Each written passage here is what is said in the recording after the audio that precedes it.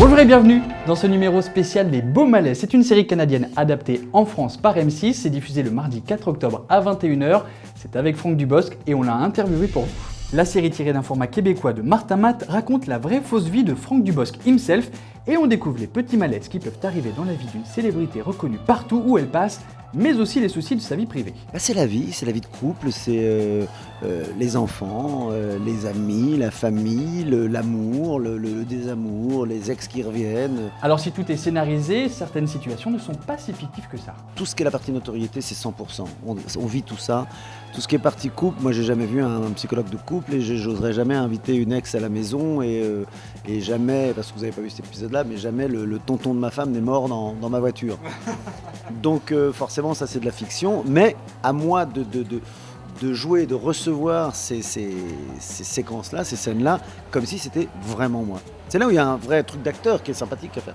Franck Dubosc est parfait dans son propre rôle et on sent qu'il a pris plaisir à jouer ce jeu du vrai-faux. D'ailleurs, l'acteur n'a pas hésité une seule seconde à accepter ce rôle. Quand on me l'a proposé sans que je lise, j'ai dit non, je ne veux pas faire de télévision, j'ai pas le temps, j'ai snobé un peu le truc. Et puis on m'a dit mais regarde les épisodes québécois et puis on attend la réponse. Ils étaient bien sûrs d'eux. Ça m'a titillé, j'ai regardé et ils avaient raison parce que à peine je l'ai vu, je les ai appelés, je fais non, c'est moi, ne proposez ça à personne d'autre, c'est moi. Alors c'est l'occasion pour lui de casser cette carapace de charmeur qui s'est forgée sur scène et il nous propose également un jeu d'acteur plus naturel, plus riche. Martin Matt l'a fait pour ça de son côté, l'artiste québécois, ça humanise. C'est-à-dire que ça rend humain dans le sens... en plus, le personnage est sympathique avec tous ses défauts, même s'il est un peu jaloux, un peu radin, un peu... ça humanise, c'est-à-dire que c'est bien que les gens voient que j'ai une vie finalement assez normale, empreinte de notoriété bien évidemment, parce que c'est une vie quand même extraordinaire. Monsieur Tout-le-Monde ne signe pas des autographes dans la rue, mais...